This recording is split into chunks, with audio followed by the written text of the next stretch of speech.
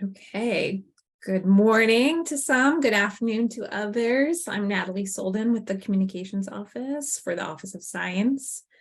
Welcome to the Office of Science's webinar for the funding opportunity announcement, Isotope R&D and Production, reaching a new energy sciences workforce.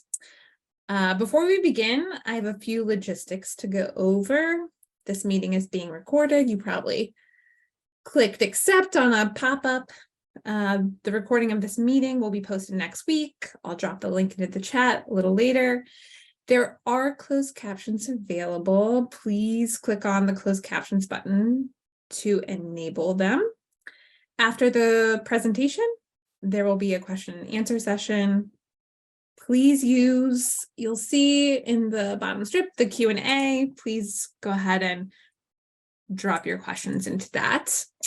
With that, I'd like to introduce Dr. Ethan Balkin, Program Manager for Radioisotope R&D, Office of Isotope R&D Production. Go ahead, Ethan. Thank you, Natalie. So good morning and good afternoon to everyone. Thanks for taking this time out of your day. I'm going to get right into things because we have a lot to cover, and I want to give as much time as possible for questions. Let's see here. So our first slide is really just a standard Office of Science statement of commitment. This can be found on the DOE Office of Science microsite for diversity, equity, and inclusion. And if you'll permit me, I'm just going to read the last two paragraphs out loud. We do this at each one of our webinars, as well as any other function that the Isotope program coordinates. So DOE Office of Science is fully committed to fostering safe, diverse, equitable, and inclusive research and funding environments that value mutual respect and personal integrity, effective stewardship and promotion of diverse and inclusive workplaces that value and celebrate a diversity of people, ideas, cultures, and educational backgrounds is foundational to delivering on the SC mission. The scientific community engaged in SC-sponsored activities is expected to be respectful, ethical, and professional. The DOE Office of Science does not tolerate discrimination or harassment of any kind, including sexual or non-sexual harassment, bullying, intimidation, violence, threats of violence, retaliation, or other disruptive behavior in the federal workplace, including DOE field site offices or at national laboratories, scientific user facilities, academic institutions, other institutions that we fund, or other locations where activities that we support are carried out. This virtual environment would be considered the last in those categories. Okay, so what are the goals of today's webinar? Well, really, there's only two. Last week on Monday, I believe it was the 13th. Yeah, we rolled out, or the Office of Science rolled out a flurry of new Renew FOAs. These are the FY23 FOAs. Anybody that was engaged in last year's webinar series on Renew, this is the new version. If you weren't, then welcome. This is an orientation specifically for the FOA published by the Offices of Science DOE Isotope program. So we'll discuss that particular program office's Renew framework and the FOA that surrounds it. Secondarily, it's to give you an opportunity as the community to have an open discussion with the federal program manager, ask any questions you might have to federal employees on this particular topic, and just engage in general conversation, whatever those might be. So here we go. First things first, as I mentioned last week, we had several different Renew FOAs published. The Isotope program was among them. In FY22, the available funding was $32 million across 6 programs. Last week, FY23 funding was rolled out, and it totaled $56 million for Renew. So we've seen an increase, almost double. Several things to note. Things are going well with Renew. Some things may have changed. You may notice that certain items within the framework might be a little bit different. FY22 renew FOAs are piloting models of support that directly address barriers to participation. And those models will be evaluated. We'll talk a lot about how that might be conducted. This link, all of the links, in fact, will be available for you in the chat going forward. So if you miss them here, you can find them in the chat. And if you miss them in the chat, you should be able to find it in the general webinar that's posted next week, as you heard. Okay, so a few basic things. The Isotope program is committed to fostering the development of the next generation workforce. That's fairly generic, right? There are many scientific disciplines that are integral components to the field of isotope science. And we want to make sure as an office that just because a given institution may not have an isotope production capability, might be lacking a reactor or an accelerator, that does not mean that you should consider yourself excluded from this funding opportunity. And hopefully what you take away from this is that there are more than one way to skin a cat, number one, and it takes a scientific village to do the type of R&D that the Isotope program conducts on a regular basis. So you don't necessarily just need an accelerator or a reactor in order to be a competitive applicant. And then finally, some legalese. While regulations prohibit discussions that might be perceived as providing a competitive advantage, we are happy to answer questions regarding some of the nuanced language or the intent of the FOA. The FOA itself is the guiding document. So I'm generally going to walk you through how to read this FOA, where to find certain items, and then answer questions. If you ask a question that could be considered competitive advantage, I will consider it, as will the rest of the federal colleagues on the line, and we'll answer to the fullest extent possible. Please excuse the fact that some of these may not be answerable in this setting. All right. So when you open up, first of all, you're looking for FOA 2928, and it will call out Isotope R&D and Production in the first few lines of the solicitation. When you look at the FOA, you're going to be opening a PDF, and you'll notice immediately that there's a disparity between the PDF page count number and the page number displayed at the bottom of the FOA. I will be referring to the pages as referred to at the bottom of the FOA. There, I believe, are 10 pages that precede the first Arabic numeral. So that's how you're going to be off effectively. All right. So let's talk about eligibility. MSIs are expected to be the lead or prime applicant in this particular FOA. The vision is that MSIs would team with either a DOE or NNSA National Laboratory or a UIN site. We'll talk a little bit more about what a UIN site is later. These are envisioned to be 5-year awards. They're multi-institutional teams, not including the isotope production site. And they're applied for as a prime and sub situation. In other words, the MSI is the lead institution, and that institution makes sub awards to anyone that they team with. In the case of multi-institutional teams, the entirety of the request is limited to $1 million per year, no more. If you have a single institution team, and what does that mean? Well, it's the MSI with the one collaborating site from either a DOE IP production site or a UIN site, and that would be limited to no more than $500K per year. DOE IP FOA budgets are total funds, so that's direct plus indirect. This is slightly different than some of the other federal funding agencies. So why are we requesting teaming? Well, that goes back to the initial comment that I made about just because you might not have a production capability doesn't necessarily make you any less competitive. What we're trying to do is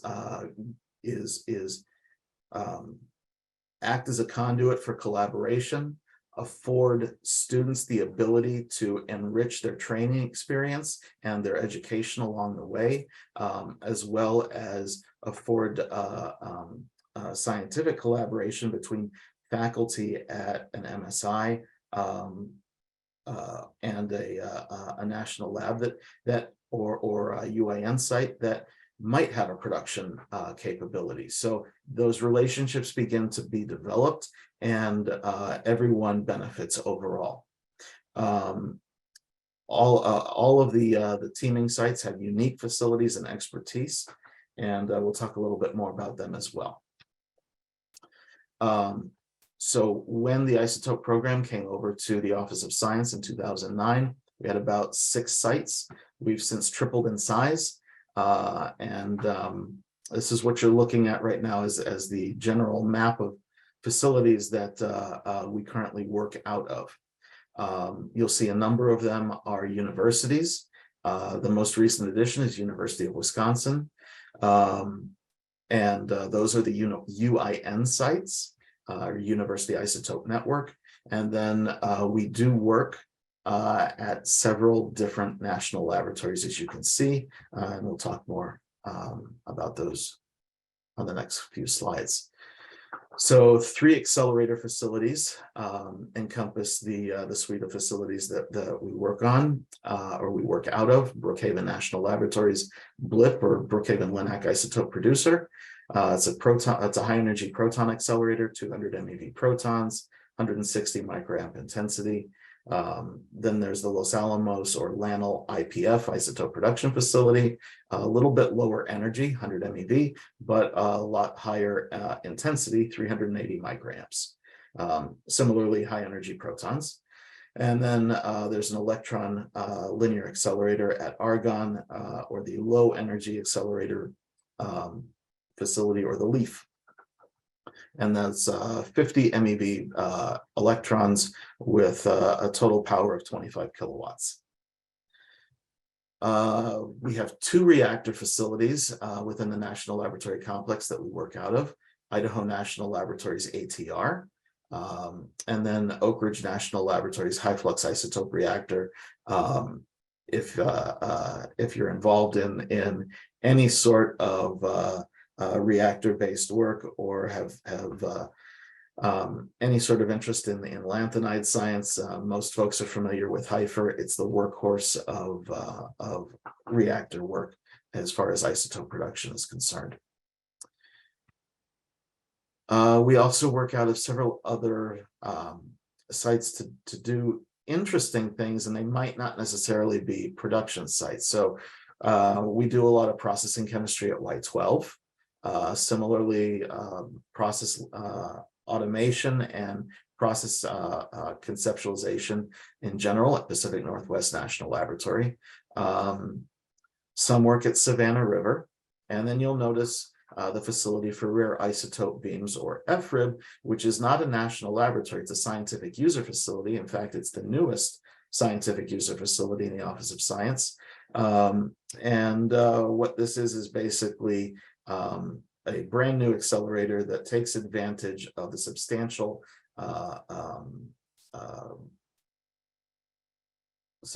ion beam that gets blocked in a liquid beam blocker. And so they're actually working on harvesting isotopes out of a liquid tank. So you could almost colloquially consider it fishing for isotopes. And it's been successful so far. So we've talked a little bit about the UIN. Briefly, what we're talking about is a framework that can leverage the very, very extensive and unique capabilities and expertise at the nation's universities, those that have accelerators, or in a couple cases, research reactors. investing in R&D and isotope production to allow them to continue the work that they're doing. And it's generally on a smaller scale than you would find at a national laboratory. This is advantageous because many researchers don't need the size yields that come from national laboratory campaigns. They're just looking for small quantities, and sometimes they need nimble machines that can quickly respond to a developing need. And so in the boutique isotope production niche, these fill that role quite well. We're also looking at regional networks. So take, for example, the test case was astatine-211. It's a very short half-life material, 7.2 hours. It's a therapeutic alpha emitter for cancer therapy, but of the 250 university or non-profit owned accelerators or cyclotrons in the US, only 5 have the capability to produce astatine-211. So we made awards to those 5 institutions. They're all in various stages of development of this critical isotope.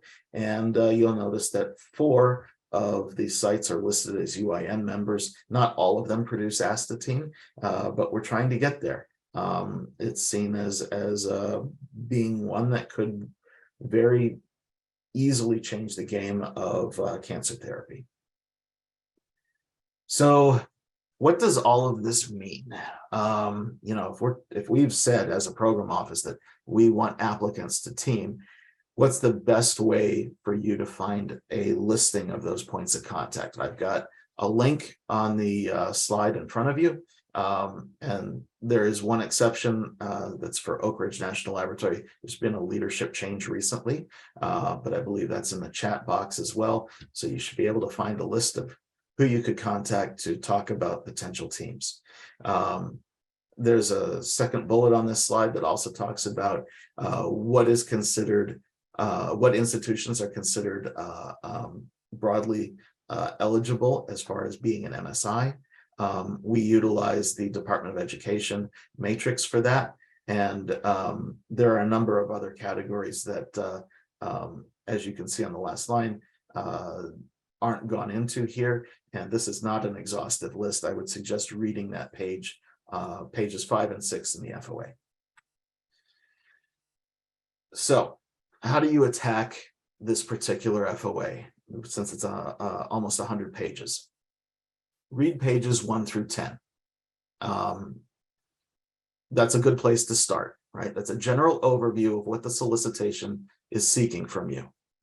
So the first question that most people ask is, the FOA mentions training for undergraduates and graduates. Does the isotope program expect us to engage in both? And you can see I've got the stock answer up there for you. It's really up to you. Is it more competitive if we include both? The answer is not necessarily. I've seen a number of applications that attempt to do a lot more, and they end up diluting the quality of their program. If you have a question about what to attack, I would just read it as it comes. Don't necessarily try to read everything in and try to build something that tackles every possible aspect. Just read the FOA as it's listed, and you'll have all of the answers that you need. Pages 1 through 10 also describe specifics regarding allowable costs. Those are gone into in greater detail on pages 6 and 7. If an item is not listed, you can either contact me via email. You can type your question into the Q&A box, or you can ask it live. But please ask, because not knowing leaves you in an interesting situation, whereas you could easily get the answer today or via email, your choice. Work scope should be based on a model where, as I mentioned, teams of institutions are responsible for student recruitment, developing collaborative networks, organizing virtual or in-person onboarding workshops, regular meetings for trainees and mentors, establishing peer support groups, establishing training for mentors, and trainee career advancement assistance, as well as the standard research and isotope production experiences that the students should be getting within the program during the academic year and summer recesses. And we'll talk a little bit more about some of those experiences in a moment. Our vision is one that combines the coursework that's available at educationally appropriate levels at your institutions, focusing on whatever aspects scientific disciplines are available to your students. If you're teaming with other academic institutions, maybe those students have access to some of those as well. That's largely up to your discretion as how you form the team.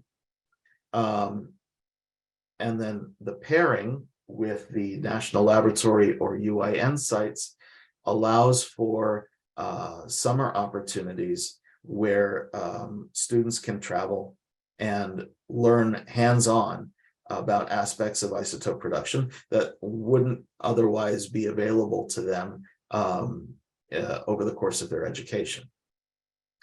All of these research activities are intended to be horizon broadening and not exclusive in nature. We want to be as inclusive as possible. So if a student can't, for whatever reason, travel to one of these summer experiences, the expectation is that the primary institution and the team would have some sort of alternative plan that could be put in place to provide an experience that, while not necessarily one-for-one replaceable, would be an equal substitution in terms of quality of experience gained, even if it's remaining on the same campus where they are for the academic year. The goal is inclusion and equity. Okay, so pre-applications are due on February 21st. The isotope program will respond with a statement of encouragement or discouragement the very next business day. And full proposals will be based on encouraging on those pre-applications that are encouraged no later than March 31st. And I would note that these deadlines do have a time as well as the date that associate with the deadline. The table of contents is hyperlinked, and it's a convenient way to navigate the document, being that it's nearly 100 pages long. Pages Roman numerals 1 through 3 contain updates and reminders. They're not filler. I would highly encourage you to read them, and there are certain sections that other people need to read at your institution as well. Pages 15 through 26 discuss the sections that should be in your application. It discusses the formatting of those sections and the appendices that should be included, including peer plans. We'll talk about what a peer plan is in a moment. Please pay careful attention to page limits. Please have your sponsored research officer read the top of page 18. Pages 27 and 28 discuss the merit review criteria. If you know and understand what the merit review criteria are before you develop your application, it will ease the question in your mind of whether or not you wrote a responsive proposal. Page 29 discusses program policy factors, what they are and how they're used. So peer plans. Beginning in fiscal year 23, the Office of Science instituted a new policy that required applicants submitting proposals to any solicitation to include what's known as a promoting inclusive and equitable research plan, or a peer plan, along with their proposal. It's a requirement for proposals submitted to all SC solicitations, as well as those that are invited from the national laboratories. You can see a brief synopsis of what should go into a peer plan here, and there's bound to be more questions about them. I would suggest clicking on the link that you see below. There's a number of FAQs and how-tos and what should be, and sometimes more importantly, what should not be in a peer plan. And they're all accessible at that link. So the last slide I want to share with you is basically, a synopsis of what we've talked about. If you look at the last line, the Isotope program FOA is here. The floor is 100K for any given proposal that's submitted. 500K, like I said, for a single partner. If you have multiple partners, it's anywhere from 100K to 1 million. They're 5-year awards. MSIs must be the lead. The required partner is at least a DOE IP production facility, whether that's a national lab or a UIN partner. Then you can team with anybody else you want as well. You can make these as large or as small as you would like, as long as they conform to the regulation. There is no limit on the number of pre-applications that an institution can be associated with. Just please pay attention to the key dates in the far right column. And with that, I appreciate your time. I'm going to stop sharing my screen, and I am happy to take questions live. I believe we've got some other individuals that can also help answer as well.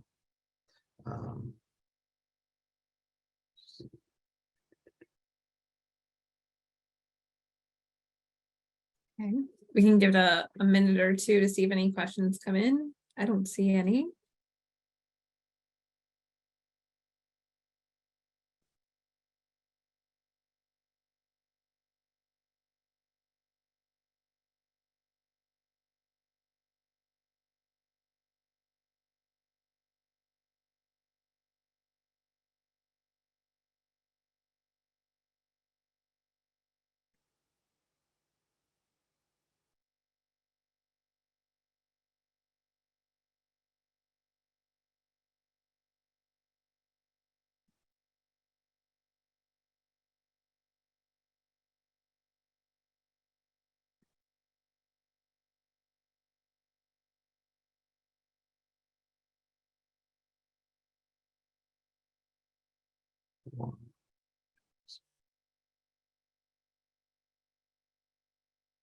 Right.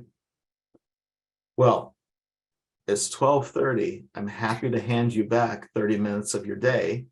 I'm going to put my email address. It's in the FOA, but I'm going to put it in the chat box as well.